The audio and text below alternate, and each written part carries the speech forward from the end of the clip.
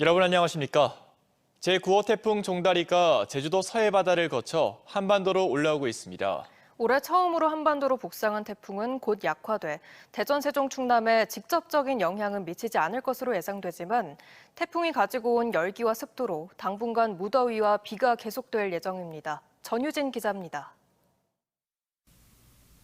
일본 오키나와 해상에서 어제 새벽 발생한 제9호 태풍 종다리가 한반도로 북상했습니다. 최대 풍속이 초속 19m인 소형 태풍인 종다리는 서해안을 따라 북상하다 내일 새벽 3시 보령 서쪽 앞바다에서 열대저압부로 약화됩니다. 열대저압부는 내일 오전 충남 앞바다 인근에 착륙해 육상을 지나간 뒤 소멸될 예정입니다. 태풍에 대비해 바닷가 인근의 야영장과 산책로가 통제됐고 충남 서해안 43개 항포구에도 조업을 중단한 어선 수천여 척이 대피했습니다. 서해상에는 태풍 관련 특보가 내려진 가운데 산림청도 전국 산사태 위기경보를 관심에서 주의로 상향했고 행정안전부도 중앙재난안전대책본부 비상 1단계를 가동했습니다. 태풍이 약해진 후에도 순간풍속 초속 15m의 강한 바람이 부는 곳이 있을 것으로 보여 농작물이나 시설물 관리에 각별한 주의가 필요합니다. 열대 저압부로 약화되더라도 이 자체로도 강한 저기압성 소용돌이이기 때문에 특히 비 말고도 강풍에도 조심하셔야겠고요. 현재 해수면 온도가 높은 대조기인 만큼의 바닷가의 풍랑과 너울에 각별히 조심하셔야겠습니다. 또 열대저압부가 지나가는 서해안과 충남 북부 내륙에는 내일까지 최고 100mm의 강한 비가, 그 외 지역에서는 30에서 80mm의 비가 쏟아지겠습니다. 태풍에도 불구하고 폭염은 이어지겠습니다. 오늘도 충남권 전역에 폭염특보가 내려진 가운데 낮 최고 공주 유구 37.5도, 홍성 죽도 36.6도, 논산 36.2도 등 여전히 무더운 날씨를 보였습니다. 보통 태풍이 오면 더위가 꺾이기 마련이지만 이번 태풍은 오히려 열대의 따뜻하고 습한 공기를 몰고 와 당분간 열대야와 폭염이 지속될 것으로 보입니다. 내일도 낮 최고 금산 33도, 아산 32도, 대전, 세종, 서천 31도 등 31에서 33도까지 오르는 찜통더위도 예보돼 온열 질환에 주의하셔야겠습니다. TJB 전유진입니다. 대전시가 갑천 둔치에 추진 중인 야외 물놀이장과 관련해 시민단체들이 조성계획 중단을 요구했습니다. 대전시민사회단체 연대회의는 지난 8일 전문가와 함께 갑천 물놀이장 예정 부지에 대한 현장 답사를 진행한 결과 여전히 지난 집중호우로 인한 대규모 토사가 쌓여 있는 등 유수의 흐름이 완만해 홍수가 날 경우 토사가 쌓일 수밖에 없다고 지적했습니다. 특히 대전시가 홍수 예방을 위한 준설을 강력하게 추진하면서 홍수 유발 시설인 물놀이장을 조성하는 것은 이중행정이라며 시민의 혈세 낭비 행위를 당장 멈추라고 강조했습니다. 세종시 선거관리위원회가 새로운 미래 김종민 의원과 회계 담당자 등을 공직선거법 위반 혐의로 검찰에 고발했습니다. 선관위 측은 김 의원이 지난 20일의 총선 과정에서 공천에서 떨어진 더불어민주당 노종용 예비후보의 선거 사무실을 빌리며 4천만 원을 제공해 불법 기부 행위를 한 것으로 보고 있습니다. 이에 김 의원 측은 노 예비후보의 선거 사무실을 사용하기 위해 권리금 명목으로 지급했으며 정치자금 지출 전 선관위에 질의를 해 문제 없다는 답변을 받았다고 반박했습니다. 한국전쟁 이후 부역 혐의로 천안 지역에서 학살된 희생자들의 유해 발굴 작업이 74년 만에 첫 삽을 떴습니다. 희생자 유해만 200여 구가 묻혀 있을 것으로 추정되는데 유족들은 70년 한이 풀리기를 기대하고 있습니다. 박범식 기자의 보도입니다. 유해를 발굴하기 전 희생자들에게 술을 따르며 정성껏 예를 올립니다. 땅을 파고 유해를 찾기 전 무고한 희생자들의 넋을 기리는 개토제입니다. 충남 천안시 직산읍 일대에서 민간인들이 학살된 지 74년 만에 첫 삽을 떴습니다. 한국 전쟁 당시 부역 혐의로 천안에서 학살당한 민간인들의 유해를 발굴하는 건 충남에서 아산과 서산 태안에 이어 세 번째입니다. 한국전쟁 민간인 학살 희생자 유해 발굴 현장입니다. 이곳에서 200구 이상의 유해가 묻혀 있을 것으로 추정됩니다.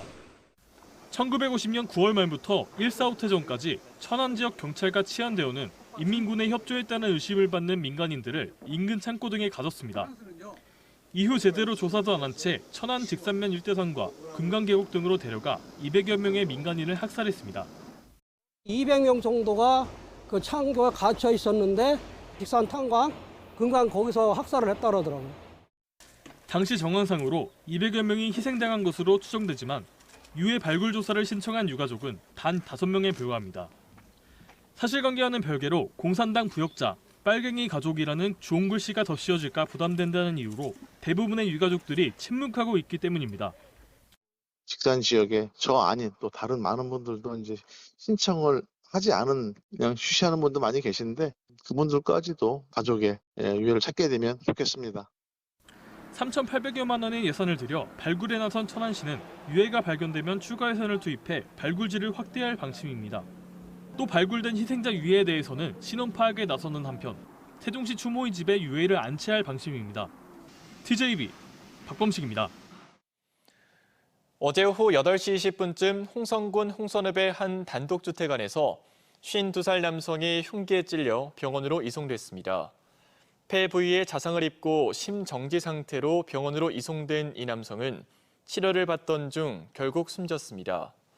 이웃집에 신고를 받고 출동한 경찰은 현장에서 흉기를 휘두른 혐의로 또 다른 50대 남성을 체포했으며 두 사람이 알고 지내던 사이인 걸로 보고 정확한 경위를 조사하고 있습니다.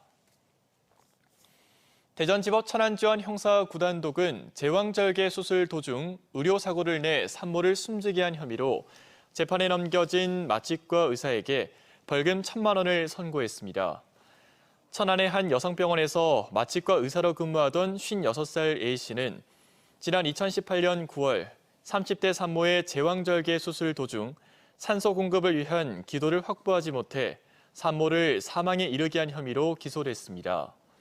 재판부는 의료과실로 피해자가 숨져 죄질이 좋지 않다면서도 유족과 합의한 점 등을 고려했다고 양형 이유를 밝혔습니다. 세계적으로 물 부족 현상이 심각한 상황에서 국내 연구진이 공기 중에 수분을 모아먹는 물을 생산하는 기술을 개발했습니다. 기존 제습기보다 에너지 효율과 수분 포집률이 각각 2배인데다 자체 살균과 정수까지 가능합니다. 조혜원 기자가 보도합니다. 아프리카 나미브 사막에 사는 딱정벌레는 공기 중 수분이 등껍질에 이슬로 맺히면 이를 생존에 필요한 물로 섭취합니다.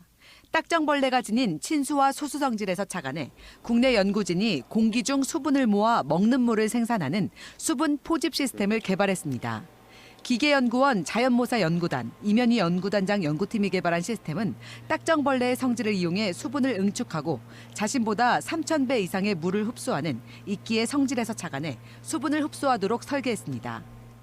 물이 없는 건조한 부분에서도 이끼처럼 물을 잘 흡수할 수 있는 그런 기술과 그다음에 적은 에너지를 써서 물을 잘 응축시키는 딱정벌레에서 아이디어를 얻은 하이브리드 기술로 이루어졌습니다. 기온 30도에 습도 80%인 상황에서 24시간 동안 2리터의 먹는 물이 생산됐습니다. 기존 제습기 대비 에너지 효율과 수분 포집률이 각각 2배 높은 수치입니다. 제습기의 소음과 무게 등의 문제를 극복하기 위해 열전 소자를 이용했는데 열전 소자의 발열면을 흡수판으로 설계해 포집 능력을 한층 끌어올린 겁니다. 포집한 물은 규조토로 만든 친환경 필터로 정수해 나노 크기의 미세 플라스틱까지 제거가 가능합니다. 탁상형뿐만 아니라 야외에서 수분을 포집할 수 있도록 3kg의 휴대용 물 수확기도 국내 처음으로 개발했습니다. 휴대용 물 수확기는 군사 목적이나 아니면 캠핑 아니면 이렇게 응급 상황 시에 이동을 하면서 마실 수 있는 물을 제공하는 시스템이고요. 오늘같이 이렇게 여름철날 같이 고온 다습한 날씨에는 더 많은 물을 이렇게 모을 수 있는 그런 시스템입니다. 연구진은 전자기기 제조업체 퓨어시스의 기술을 이전해 휴대용부터 대용량까지 다양한 분야에서 원천 기술이 활용될 것으로 기대하고 있습니다. TJB 조혜원입니다.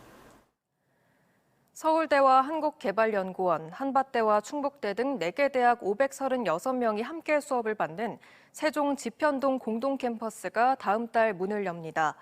공동캠퍼스는 강의실과 도서관 등을 공동으로 이용하고 대학 간 공동 융합 교육을 지원하는 국내 첫 신개념 캠퍼스입니다. 의정 갈등 영향으로 입주를 연기한 충남대 의예과와 대학이 직접 교사를 짓는 분양형 캠퍼스까지 입주를 하면 세종 공동 캠퍼스엔 약 3,000명의 학생이 재학하게 될 예정입니다. 대전시 교육청은 2학기 개학을 앞두고 코로나19와 백일해 등 감염병 확산에 따라 학교 방역 강화 방안을 마련해 시행하기로 했습니다. 이에 따라 각 학교에선 방역 물품을 비축해 학생들이 마스크나 손소독제를 신속하게 사용할 수 있도록 하고 개학 전 학교 내 방역 소독을 실시하는 한편 개인위생 수칙과 코로나19 감염 예방 수칙 등 감염병 예방을 위한 가정통신문도 송부할 예정입니다. 교육당국은 개학 이후 교내 코로나19 확진자 발생 시 즉각 교육청과 교육지원청에 보고하도록 하고 현장 방문을 통해 방역관리 상황을 점검할 계획입니다. 얼마 전 역대 최대 인원인 28명이 1억 원 이상 고액 기부 아너소사이어티에 가입했던 충남 사랑의 열매에 이번에는 100곳이 넘는 어린이집이 착한 가게로 단체 가입을 했습니다. 매달 아이들이 십시일반 모아 3만 원 이상 기부를 약속한 건데 어릴 때부터 나눔을 경험하고 사랑을 실천할 수 있게 됐습니다. 장석영 기자입니다. 100명이 넘는 충남 지역 어린이집 원장들이 행복한 표정으로 한자리에 모였습니다. 매달 3만 원 이상 기부하는 사랑의 열매 착한 가게에 112곳 어린이집이 단체로 가입한 겁니다. 어린이집들은 보통 연말 연시나 성탄절, 수해, 산불 등 특정 시기나 이슈가 있을 때 모금에 동참했지만 나눔을 정기화해보자는 의견이 나왔고 특히 0세부터 5세까지 영유아기에 이웃을 생각하는 마음만 있으면 나눔이 가능하다는 것을 경험시켜주고 싶은 선생님들의 뜻이 모였습니다. 교육이라는 단어를 붙이지 않고 자연스럽게 아이들이 참여할 수 있는 어떤 계기를 마련해서 자연스럽게 그걸 경험하며 그리고 또 친구들하고 나눔을 같이 이야기를 나누면서 야 우리 동네에 어려운 사람 있는데 이런 거 도와주면 참 좋을 것 같아 이런 생각을 키워줄 수 있는. 지난달 충남 15개 시군 어린이집 연합회에서는 가입 릴레이가 시작됐는데 한 달도 되지 않아 100곳 넘게 동참하게 된 겁니다. 저희 충남 사랑의 열매에서도 기부자님들의 소중한 나눔을 마음속 깊이 간직하여 정말 도움이 필요한 곳에 잘 전달하도록 하겠습니다. 충남 어린이집 연합회와 사랑의 열매는 지역에 어린이집이 1000여 개가 넘는 만큼 지속적으로 동참할 수 있도록 독려하며 아이들이 나눔의 기쁨을 함께할 수 있도록 노력하기로 했습니다. 한편 충남 사랑의 열매에는 지난달에도 역대 최대 규모로 1억 원 이상 고액 기부자 28명이 단체로 가입하면서 전국적으로 나눔 문화를 확산하고 실천하는 데 앞장선 바 있습니다. TJB 장석영입니다. 충남교총 교육연구소가 2학기 늘봄학교 전면 시행을 앞두고 교사 304명을 대상으로 실시한 늘봄학교 운영 실태 조사 및 교원 인식 조사 결과에 따르면 교사 87%인 264명이 늘봄학교 정책에 반대 의견을 밝혔습니다. 반대 이유로는 학생의 발달 단계상 학교에 오랜 시간 머무는 게 부적합하다는 답변이 61.7%로 가장 많았고 이어 돌봄 목적 달성의 실효성 의문이 14.4%, 교사 업무 가중이 13.3% 순이었으며 1학기 늘봄학교 운영의 교육적 효과를 묻는 문항에는 42.4%가 부정적으로 답했습니다.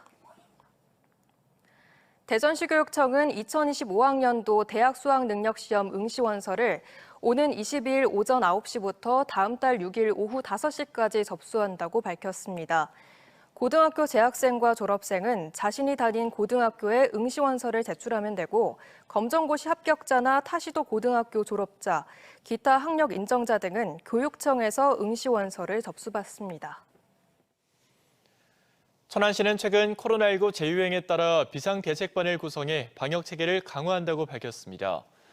비상대책반은 상황관리 총괄과 환자관리 지원, 역학조사, 예방접종반으로 구성돼 있으며 천안시 의사협회와 함께 읍면동 지역에 개인위생 수칙 홍보 현수막을 게시하고 예방수칙 홍보물을 제작해 의료기관과 개학 시기를 맞은 일선학교에 전달했습니다.